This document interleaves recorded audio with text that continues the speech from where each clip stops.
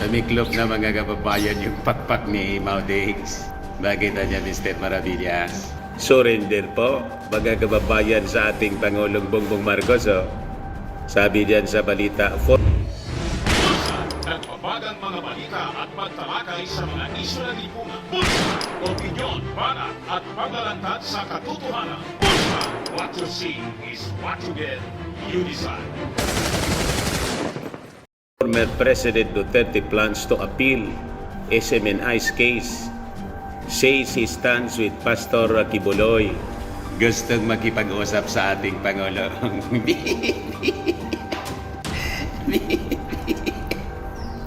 At ano kayo ngayon? Pahiya mga kababayan yung mga supporters ni Maudix. Yung mga nagsasabing strong leader po si Maudix. Paano nangyari po ng isang strong leader makikipag-usap sa isang weak leader na sinasabi niya para mag-appeal po? Di ba? Yan kasi po, pag nasobra ng yabang, sabi sa Bible malinaw na malinaw, he who exalts himself shall be humbled, and he who humbles himself shall be exalted.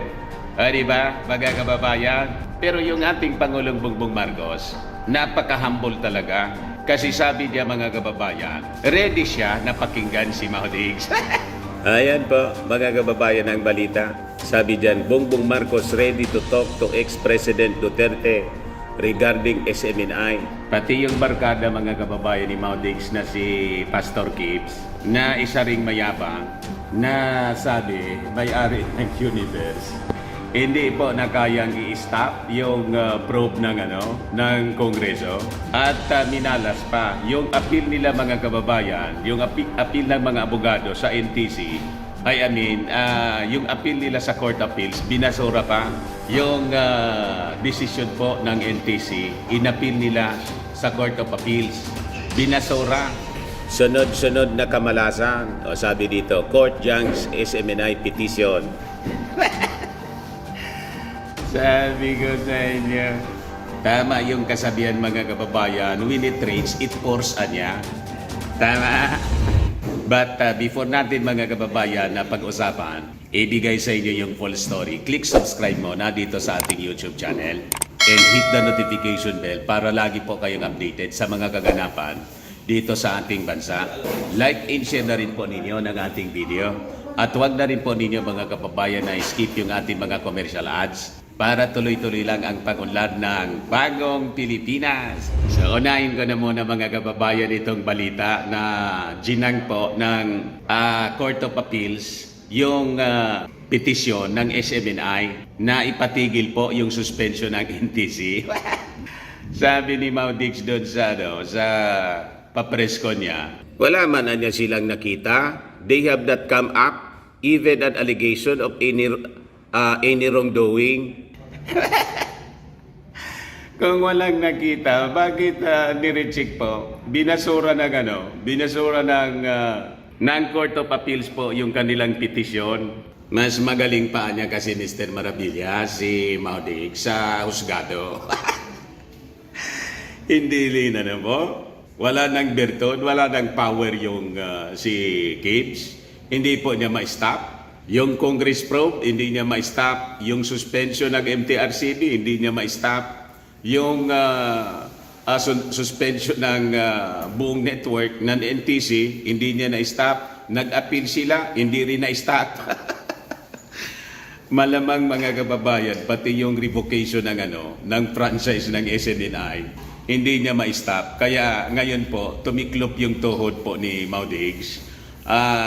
Magmamakaawa siguro po sa ating Pangulong BBM na ininsulto niya noong eleksyon, noong kampanya, na gumagamit niya ng Tapos isa niyang weak leader, kita ninyo, may Diyos po, bilog ang mundo. Tumiklop mga kababayan yung pakpak ni Maudix sa isang weak leader. So, ito yung patunay na ang ating Pangulong Bongbong Marcos is a strong man. Totoong strong man.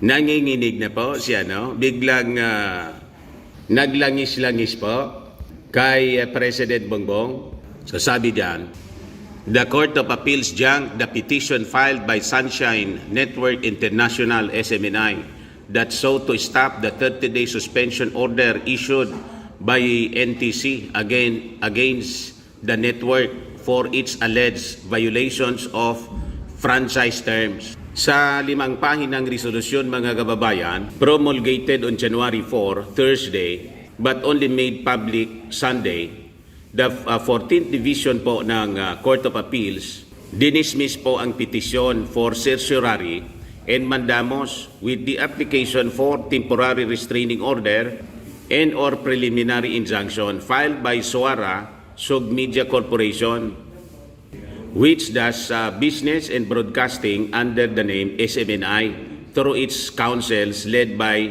Rolex Suplico. Basag po, mga kababayan, yung spiritual advisor ni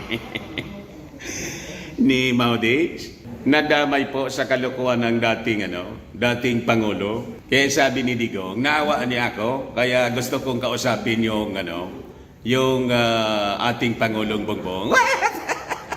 Gusto ko anyang tulungan si Pastor Gibbs. So sabi dyan, the court said, the petition warrants an outright dismissal because SMNI failed to exhaust all remedies such as filing a motion for reconsideration with the NTC before filing a petition for certiorari, prohibition in mandamus. It said that SMNI must first show, among others, that they do not have any other plain, speedy, inadequate remedy in the ordinary course of law based on the rules of court. Petitioners may not arrogate to themselves the determination whether a motion for reconsideration is necessary or not, sabi po ng husgado. Nagmamadali, mga kababayan. Yung mga abogado, sabi ko, magagaling itong mga abogado ng paniwala natin. Ang akala natin pala, si Suplico po, dating congressman. And I think Bartap Natser itong si Suplico. Ano nangyari? Di ba? So sabi ng Court of Appeals, yung NTC niya was not given any opportunity to rectify whatever error it may have made or to address the inscription and aspersion of grave abuse of discretion thrown at it by petitioners. Thus, their failure to file a motion for reconsideration before filing the present petition is a fatal infirmary. Tapos, mga kababayan, Iyan kasi, nag-ugat ito mga kababayan na problema nila sa fake news, fake news peddling. Inakusa nila si Martin Romualdez na nagwaldas ng 1.8 billion na travel expense. At ang sinimula nito mga kababayan, kabit-kabit ito na problema nila. Nakakabit ito sa kwento ng confidential funds kasi. Gusto nilang maghiganti. Kasi tinanggal yung confidential funds ni Inday ng Kongreso, gustong magiganti. Gustong siraan yung Kongreso, lalo na si Speaker. Ayon mga kababayan, sabi kasi sa Bible po, vengeance is mine.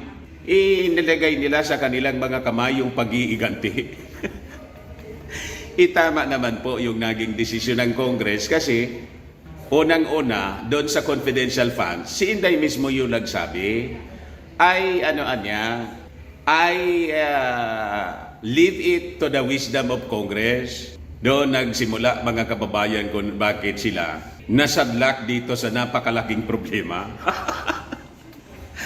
Kita ninyo? Kaya mga kababayan, sabi rito, ito yung pa-press con ni Maudix doon sa Davao. Sabi rito, former President Duterte plans to appeal SMNI's case, says he stands with Pastor Kibuloy. Ang concern ko lang ngayon is to help my friend, si Pastor, dahil sa totoo lang, itong NTC, wala naman silang nakita. They have not come up even an allegation of any wrongdoing. Yan ang problema sa inyo. Ayaw ninyong umamin. Nasaan na ngayon yung power ninyo na mga matatapang, strong leader at saka may-ari ng universe. Diba? Ang tawagan niya dyan, Mr. Maravillas, talokso ng Diyos. Tama po. Nasobrahan kasi ng yabang. So nakakuha kayo ngayon ng katapat. Yung ating Pangulong BBM. O ngayon, sabi, tingnan ninyo, very humble yung ating Pangulong Bongbong. Ready niyang kausapin po kahit hindi siya tinitigilan ng paninira. Although, nung Sabado po sa presscon, hugas kamay si Maudig. Langis-langis siya mga kababayan. Sinabi po na, wala man yan ang kinalaman si President Bongbong dito sa issue ng ICC. Yossi, biglang kumambyo po at sabay Pilato po. Hindi man na niya ko wala man akong kinalaman sa destabilization. Yossi, narinig po sa buong mundo at through SMNI yung ganyang panggatong sa mga members ng armed forces, pati ng PNP, at gustong mangialam sa sabi mga kababayan, ina-accuse yung Congress ng korupsyon, gustong ipa-audit, mangialam na niya kayo, at nananawagan pa ng civil disobedience. Ngayon, Pilato siya. At this time, mga kababayan, yung sinasabi niyang weak leader, makikiusap daw siya para sa kanyang kaibigan. Pero tingnan ninyo, sabi ng ating Pangulong Bongbong, ready niya ako na kausapin siya. Ito po, Bongbong Marcos ready to talk to ex-President Duterte regarding SMNI probe. Ayan pa, para na anyang mamong tupa.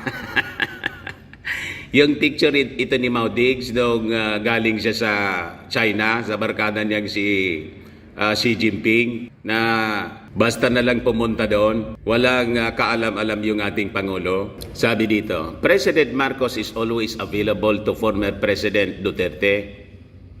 The President will contact him now to ask if he wants a meeting, sabi po ni Communications Secretary Chiloy Villarcaria Garafil. The statement of the head of the PCO came after Duterte said he wanted to talk to the President indirectly about the matter. Ewan ko kung I do not want to control the President, but rather, I'd like to talk to him indirectly kung bakit ganon. Sabi po ni Maudig, as far as I am concerned, I have not crucified him, not even criticized him severely, maybe commented on the direction that the government is proceeding. Nag-deny na po.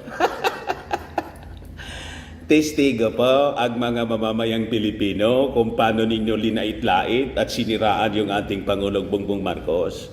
Pero tingnan ninyo, maganda pa rin yung pinapakita ng ating Pangulo. May respeto pa rin sa inyo. Wala kayong narinig galing sa kanyang bibig na kung ano-anong salita kahit ayaw ninyong tantanan. O ngayon, nalagay kayo at yung kaibigan ninyong si Maudig sa problema, makikiusap kayo ngayon. O ngayon, ang tanong natin, sino ngayon yung kahiya-hiya? Di ba? Di ano ninyo, Mr. Maravillas, ang masasabi mo, dapat ba napagbigyan? Abala na niya yung ating Pangulong Bongbong Marcos. Matalino yung ating Pangulong Bongbong Marcos, mga kababayan. Bala siya kung pagbibigyan niya o hindi. Pero tingin mo niya, Mr. Maravillas. Ako ang tingin ko po, hahayaan ang ating Pangulong Bongbong Marcos na dumaan sa tamang proseso. Di ba? Kasi pag hindi siya dumaan po sa tamang proseso, magagalit din yung ating mga mamamayang Pilipino sa kanya. Di ba? Kasi tingnan mo, kinausap, kahit may mga violations yung SMNI, pinalusot ng ating Pangulo, dapat dumaan sa tamang proseso. Kung walang kasalanan, walang nakita na problema, di okay. Pag halimbawa talagang may violations, tulad ng ABS-CBN, na sabi niya may violations, o di kailangang ipasara, bawiin yung franchise. Ganon lang po yon, mga kababayan. Tama po? Ayan man lang po, mga kababayan. Ako po si Dante Maravillas. Bye-bye po. God bless. Babayan, gusto ninyo itong itry, Firmax Firming and Lifting Cream. Pinapahid po sa mga pulses and affected area. Mainam po sa paninigas ng mga kaso-kasuan. Ito naman po, Automax Radiant Serum. Anti-aging po siya. Sa mukha naman yung application. You will look 10 years younger than your age. Sa mga cancer patients naman po, i-try po ninyo ito. Hindi man po siya gamot, food supplement siya. Kailang gagawa siya mga kababayan sa goji berry. Yung goji berry may anti-cancer properties. Ayos? O yung mga inquiries po ninyo, dumiretso na lang kayo sa aming messenger sa Facebook para masagot namin agad. Ako po si Dante Maravillas. Bye-bye. God bless. Saka pala, yung ating appeal, pakiusap sa ating mga Marcos loyalist para po malabanan natin yung fake news ng mga dilawang DDS. Subscribe po ninyo ito at i-viral ninyo lahat nating mga videos po, lalo na yung ating channel po. Ito mga kababayan ito mga kababayan na Bullseye News on the go. Ayos pa. And by the way, mga kababayan, doon sa mga nangangailangan ng malinis at spacious fitness gym, punta lang po kayo dito sa aming Colossal Fitness Gym. Nandito po ako sa Colossal Fitness Gym. We also have car rental, padangat car rental. We have our brand new model ng Toyota Innova para po sa aming car rental, and also accept booking for those who are planning to travel via PAL and Cebu Pacific and other airline companies, local and international, and bills payment po for Meralco bills, PLDT, etc. So ito po yung aming office. Pwede na kayo rito po na magpabook. Yan o. May kami dito, may Paymaya. Tapos yung may bayad center po dito. Mga kababayan kami. Ang Colossal Fitness Gym ay matatagpuan po sa 3rd floor ng Security Bank Building, Landco Business Park, Legazpi City, Albay. Para sa inyong mga inquiries, look for Gilon Maravillas. Contact number 0966-802-0949. Lagi na pong matao dito sa aming gym. Yan po mga kababayan. Ayos pa. Ayos na ayos, Mr. Maravillas.